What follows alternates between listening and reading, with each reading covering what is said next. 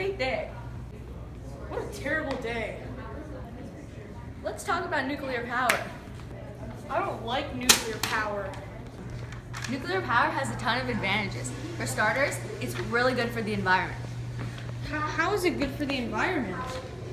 It doesn't produce smoke, it's carbon free, and it produces more energy than renewable resources like solar and wind. Go. Well, I'm going to tell you some disadvantages of nuclear power. Well, first of all, it's non-biodegradable, which means it takes a long time to decay, which is not good. Different isotopes of nuclear waste can decay at different speeds. The picture shown is just an example of a chart used for half-life. One of the half-lives for nuclear waste is 24,000 years, and that's a really long time if you think about it. Well, did you know that nuclear power is more reliable because it doesn't depend on the sun or wind to produce electricity? Go. Well, did you know that the growth is extremely sluggish for nuclear power? Actually, the United States last ordered a nuclear power plant in the 1970s, and some countries are concerned about the environment, health, and safety of nuclear power. I have another advantage. The amount of fuel required by nuclear power is less than other power sources.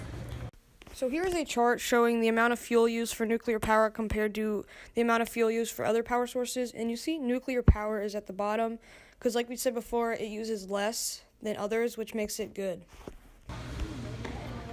I'll give you another disadvantage of nuclear power. It actually isn't cheap once building and maintaining the plants because new nuclear power plants cost $9 billion to build. And statistics show that the cost for new plants is only growing in the future. Running a plant is relatively inexpensive, but nuclear power in general is very expensive. Nuclear power also reduces fossil fuels.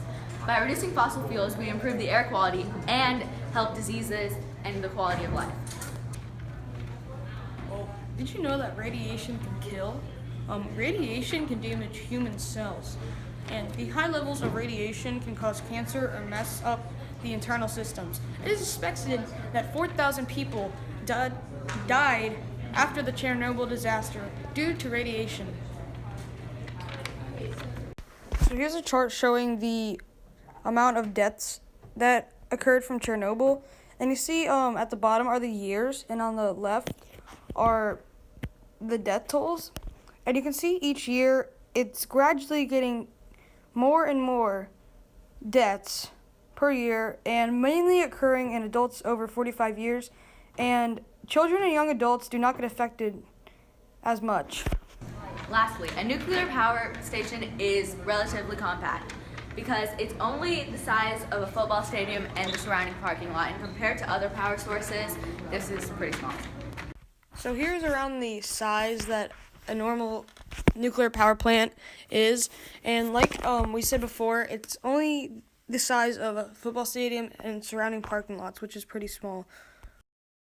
So shown here is a wind power plant, and you can see a lot of wind turbines in a pretty big field. And shown here, we have solar power plants, which also take up a lot of space. So nuclear power plants, while thinking about the size of them, they are pretty good in the area that they take up.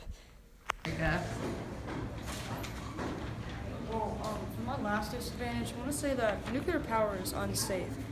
There have been many incidents and accidents with nuclear power plants. One example is Chernobyl, and this was a major disaster. After the disaster, people who lived in Chernobyl had to evacuate. Since Chernobyl, there have been 57 accidents.